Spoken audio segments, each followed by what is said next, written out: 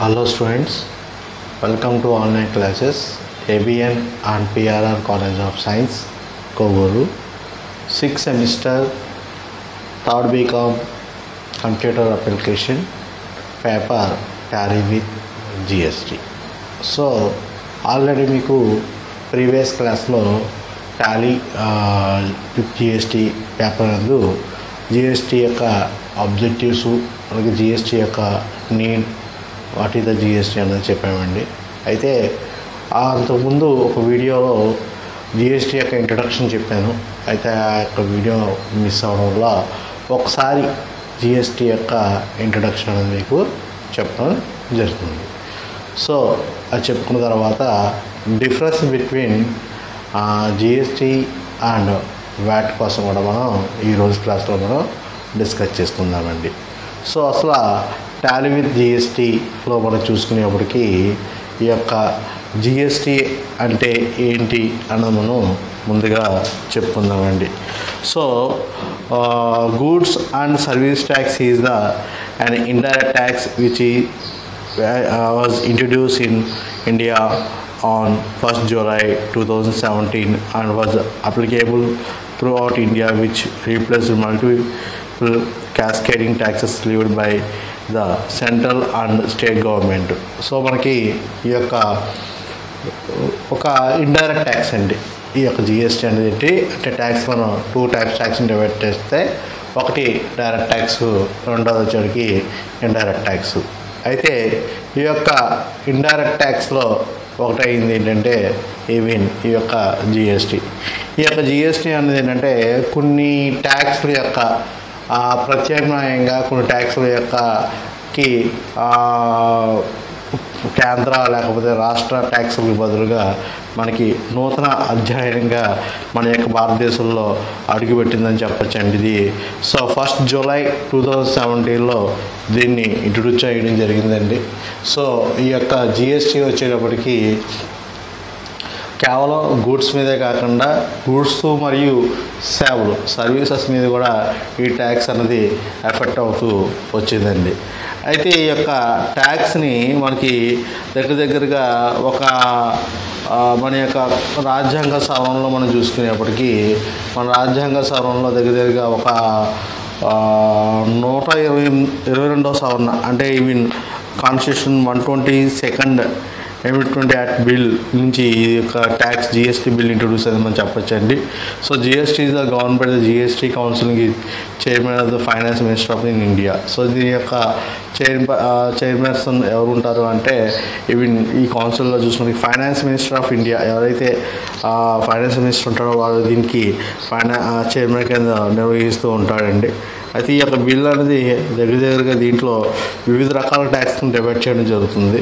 So దాంట్లో వచ్చేటప్పటికి 0%, 5%, 12%, 18%, అలాగే 28%గా డివైడ్ చేయడం జరిగిందండి. అలాగే కొన్ని వాటి మీద సెబీగా అది 0.5%, 3% మీద గోల్డ్, అలాగే 22% of the rates of 28% of applicable in like drinks and luxury cars అలాగే టొబాకో ప్రొడక్ట్స్ మీద ఈ హైటరీ ట్యాక్సెస్ పడతాయని మనం చెప్పచ్చండి. అయితే కొన్ని ఇండైరెక్ట్ ట్యాక్స్ బదులుగా వచ్చిందే ఈ యొక్క జిఎస్టీ అని బట్టి చెప్పచ్చండి. GST replace indirect tax which ఎన్ఫీడ్ tax is there for set off domestically responsible $2 trillion of economy. So దగ్గరగా ఇక్కడ దీంట్లో మనకి $2 trillion ద్వారా ఈ యొక్క ట్యాక్స్ మనం కలెక్ట్ చేయొచ్చని మనం ద్వారా సంపాదన మనం చేయాలని ప్రభుత్వం యొక్క ఆశ అని మనం చెప్పచ్చండి. సో జిఎస్టీ మనం సింపుల్గా డెఫినేషన్ చెప్పుకుంటే మనకి గూడ్స్, ఎస్ అంటే సర్వీస్, టీ అంటే ట్యాక్స్ మనం చెప్పుకోవచ్చండి.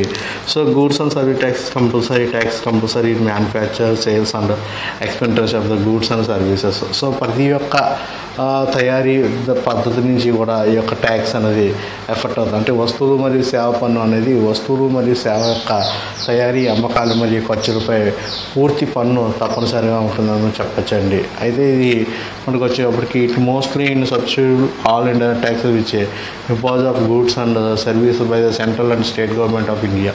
మన యొక్క భారతదేశంలో రాష్ట్ర లేదా కేంద్ర స్థాయిలో ఉన్న ప్రతి ప్రత్యక్ష పన్నుకు బదులుగా ఈ యొక్క ట్యాక్స్ ఇంట్రడ్యూస్ అయిందని మనం చెప్పొచ్చండి. అలాగే goods and service tax will be లీవ్డ్ and collected each phase of the sales purchase of goods service based input tax rate process.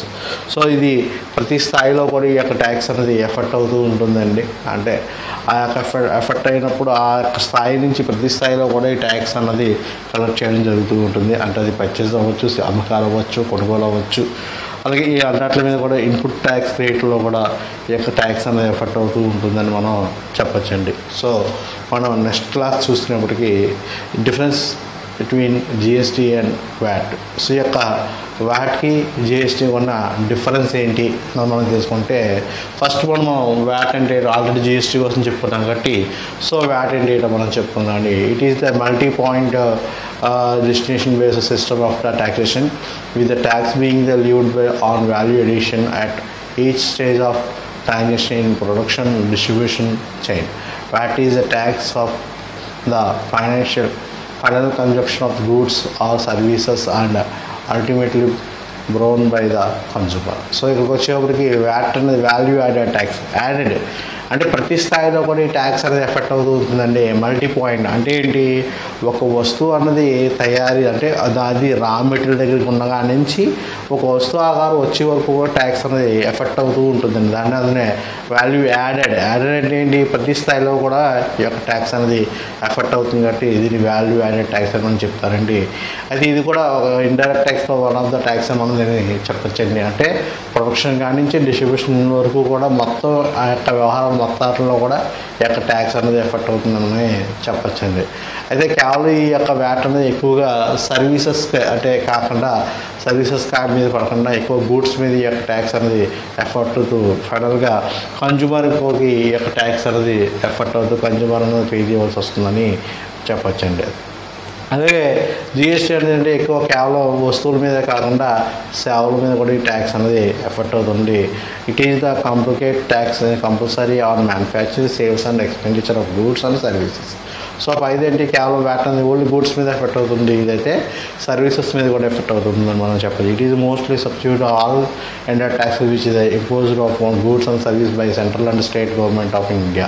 So మన యొక్క భారతదేశంలో ఉన్న కేంద్ర మరియు రాష్ట్ర ప్రభుత్వం ఏదైతే పరోక్ష పన్నులు ఆ పరోక్ష పన్నుల బదులుగా ఎఫెక్ట్ అది జిఎస్టీ అని మనం చెప్పచ్చండి. సో మనం అసలు జిఎస్టీకి వ్యాట్కి వేరియేషన్ అనేది చూసుకుంటే ఈ యొక్క ఒక వస్తువును మనం సేల్ చేసినప్పుడు ఎలాగా ఇది ఎఫెక్ట్ అవుతుందో ఒకసారి చూద్దాం. అదే మనం వ్యాట్ పరంగా చూసుకున్నప్పుడు ఎలా ఎఫెక్ట్ అవుతుందో ఫస్ట్ మనం డిస్కస్ చేసుకుందాం. ఫర్ ఎగ్జాంపుల్ మనం ఒక వస్తువుని కాకినాడ టు విశాఖపట్నం అంటే మన కాకినాడ నుంచి విశాఖపట్నం సేల్ చేసినప్పుడు దాని యొక్క ప్రైస్ ఏంటంటే 1000 రూపీస్. దాని యొక్క ప్రైస్ ఏంటంటే 1000. ఫర్ ఎగ్జాంపుల్ మనకి 10% వ్యాట్ ట్యాక్స్ పడింది అనుకోండి, అప్పుడు ఎంత అవుతుంది అంటే 1000 మీద 10% అంటే 100 రూపీస్. అంటే ప్రొడక్షన్ ప్రైస్ సోల్డ్ ఫ్రమ్, అప్పుడు మనం దీన్ని విశాఖపట్నం నుంచి హైదరాబాద్ సేల్ చేస్తాం. దీని యొక్క కాస్ట్ ఎంత యాక్చువల్గా, సో 1000 రూపీస్ ఏమో ప్రైస్, 100 రూపీస్ ఏమో వ్యాట్ ట్యాక్స్. అంటే దీని కాస్ట్ ఎంత అయింది 1100 రూపీస్. ఫర్ ఎగ్జాంపుల్ మనం ఒక 1000 రూపీస్ ప్రాఫిట్ చేసుకున్నాం అనుకోండి, అప్పుడు సేల్స్ ప్రైస్ ఎంత అయిందంటే 2100 రూపీస్. అప్పుడు దీనికి అదర్ స్టేట్ సేల్ చేస్తున్నాం. అంటే ఇది ఇందాక జరిగింది కాకినాడ టు విశాఖపట్నం అంటే ఏపీ టు ఏపీ అంటే ఇంటర్ స్టేట్ జరిగినట్టు. ఇప్పుడు ఏం జరుగుతుంది Visakhapatnam to Hyderabad. So Hyderabad sale చేస్తున్నప్పుడు ఏం పడుతుంది అంటే సెంట్రల్ సేల్స్ ట్యాక్స్ పడుతుంది. అదొక 10% అనుకుంటే 210 రూపీస్. అంటే 2100 plus total cost of product ఎంత అంటే 2310 రూపీస్ అని మనం చెప్పచ్చండి. అదే జిఎస్టీలో చూసుకునేవాడికి production sold from Kakinada to Visakhapatnam inter states అనేది జరిగింది. అప్పుడు 2 రకాల ట్యాక్స్ కింద డివైడ్ అయిపోతుంది.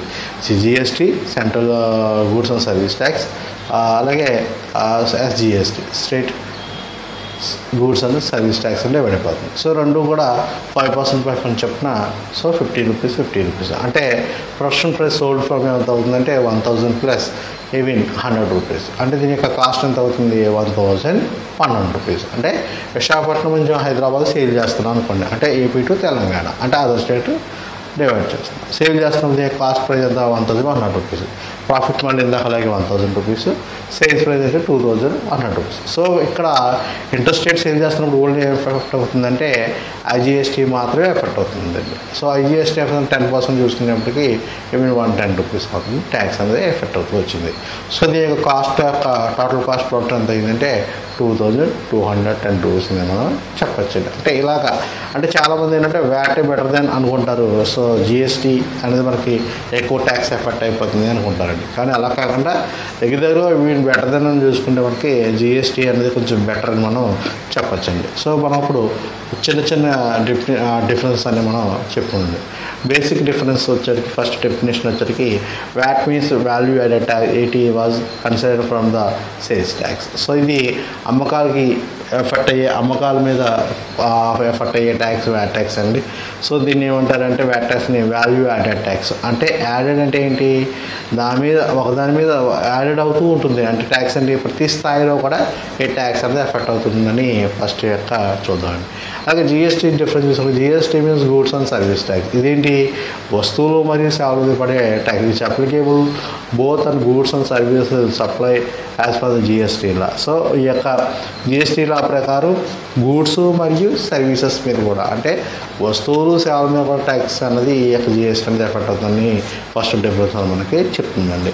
సో రెండవ డిఫరెన్స్ వచ్చేసరికి వాల్యుయేషన్ ఆఫ్ గూడ్స్. సో ఇది యొక్క వాల్యుయేషన్ అనేది అలాగే ఉంటుంది. అంటే only VAT will charges and added value of goods. So ఈ యొక్క కేవలం సరుకు ఏదైతే ఉందో ఆ సరుకు యొక్క ప్రతి స్థాయిలో కూడా ట్యాక్స్ అనేది ఎఫెక్ట్ అవుతూ ఉంటుందని చెప్తున్నారండి. So GST only GST will charge add in the value of goods and services. ఇది సర్వీసెస్ అంటే సేవలు మరియు వస్తువులు అంటే సరుకుల మీద కూడా ఈ యొక్క జిఎస్టీ ట్యాక్స్ అనేది వాల్యుయేషన్ అనేది జరుగుతుందని మనం చెప్తున్నారండి. మూడో డిఫరెన్స్ వచ్చేసరికి production of tax between state and central. So whole VAT will be collected for the state only. ఇక్కడ ట్యాక్స్ వచ్చేటికి డివైడ్ అయిపోతుందండి. అంటే ఆ ట్యాక్స్ అనేది ఎవరో కలెక్ట్ చేస్తారు అంటే వ్యాట్ ట్యాక్స్ స్టేట్స్కి డివైడ్ చేస్తారు కాబట్టి ఏ స్టేట్గా స్టేట్ ట్యాక్స్ కలెక్ట్ చేస్తూ ఉంటుంది. అలాగే ఒక ట్యాక్స్ అనేది ఏంటంటే ఒక్కొక్క స్టేట్ బట్టి ఒక రేట్ అనేది కొంచెం మార్పులు చేర్పులు అనేది జరుగుతుంది. అదే జిఎస్టీ హోల్ ఈ GST will be collected into 2 parts of the every sales from the same state. So ఈ యొక్క ప్రతి స్టేట్ కలెక్ట్ చేసినప్పటికీ కూడా ఇక్కడ స్టేట్ లెవెల్లో 2 types ట్యాక్స్ కింద కలెక్ట్ చేయడం జరుగుతుందండి. సిజిఎస్టీ జిఎస్టీ కింద డివైడ్ చేయడం జరుగుతుంది. కాబట్టి 2 రకాల కింద ఈ యొక్క ట్యాక్స్ అనేది కలెక్ట్ చేస్తూ ఉంటుంది. అది సెంట్రల్ కూడా జిఎస్టీ సిజిఎస్టీ కలెక్ట్ చేస్తాయి. ఇక్కడ వ్యాట్ ట్యాక్స్ అయితే only value added tax input tax అనేది పడుతూ ఉంటుందండి. అలాగే నెక్స్ట్ వచ్చరికి డిఫరెన్స్ వచ్చరికి taxation on provide to services. So VAT was not a provide and sold services. Service tax was 14.5%. ఇక్కడ వ్యాట్ ట్యాక్స్ వచ్చేసరికి ఈ యొక్క చూసుకునే మనకి ఎలా ఉంటుంది అంటే శాతం అనేది తనగా 14.5% ఉంటుంది. GST also provide services it may be 12% and 18%, 28% which are maintain to the nature of services. Most services coming on 15% GST. So ఎక్కువగా ఈ పర్సెంట్ అనేది ఎలా డివైడ్ అవుతుందంటే జిఎస్టీ వచ్చరికి 12%, 18%, 28%. అలాగే ఈ మధ్యకాలంలో 15% కొత్తగా రకంగా ట్యాక్స్ వచ్చింది మనం చెప్పచ్చండి. అలాగే next difference input tax rate. So అంటే మనకి సేల్స్ జరిగిపోయిన తర్వాత ఆ యొక్క వస్తువు మీద ట్యాక్స్ వదలని ఇన్పుట్ ట్యాక్స్ రేట్ అని అంటారండి. So in VAT dealer has right to deposit on his net VAT liability by deducting input VAT on goods purchased from output VAT on goods sold. So input credit was in advance. So ఇక్కడ VAT tax అనేది అంటే ముందుగానే input tax అన్నది provide చేయడం జరుగుతుందండి. అది GST Naveen GST deposit GST on service provided and already paid GST on goods purchase system of GST portal will be calculate the input credit which we used for the amount of next GST liability. So అయితే ఇక్కడ ఏమవుతుంది అంటే input tax rate అనేది next purchase bill కానీ sales bill కానీ అయిన తర్వాత ఈ యొక్క ట్యాక్స్ అనేది ప్రొవైడ్ చేయడం జరుగుతుంది, ఇన్పుట్ ట్యాక్స్ రేట్ అనేది. సో నెక్స్ట్ డిఫరెన్స్ వచ్చరికి benefits of input tax rate service for the goods. So ఈ యొక్క ప్రయోజనం చూసుకునేప్పటికీ this facility was not available. So ఈ యొక్క ప్రయోజనం ఇన్పుట్ ట్యాక్స్ రేట్ సర్వీస్ సేవ అన్నది వ్యాట్లో 12 నెలలు ముందుగానే ఇక్కడ కలెక్ట్ చేస్తారు కాబట్టి GST fees available. So GST portal అవైలబుల్గా ఉంటుంది కాబట్టి ఇక్కడ మనకి ప్రయోజనకరంగా ఉంటుందని చెప్పొచ్చండి. అలాగే ట్యాక్సిబుల్ ఈవెంట్ చూసినప్పటికీ ట్యాక్సిబుల్ ఈవెంట్ ఈజ్ సేల్. ఇక్కడ ఈ యొక్క కార్యకలాపం అనేది సేల్స్ మీద డిపెండ్ అయ్యి ఉంటుందని చెప్పొచ్చండి. ట్యాక్సిబుల్ ఈవెంట్ ఈ supply of goods or services. ఇక్కడ ఈ యొక్క ట్యాక్స్ ఎఫెక్ట్ అనేది ఎలా ఉంటుంది ఇప్పుడు అంటే ఈ యొక్క ఏదైతే సరుకు ఉందో ఆ సరుకు యొక్క సప్లై మరియు అలాగే సేవల మీద ఈ యొక్క ట్యాక్స్ అనేది ఎఫెక్ట్ అవుతుందని మనం చెప్పొచ్చండి. అలాగే టర్న్ ఓవర్ వచ్చరికి వ్యాట్ అన్నది if you turn over is 10 lakh rupees. So turn over 10 lakhs above జరిగిన తర్వాత ఈ యొక్క ట్యాక్స్ అనేది వ్యాట్ ట్యాక్స్ అనేది ఎఫెక్ట్ అవుతూ ఉంటుంది.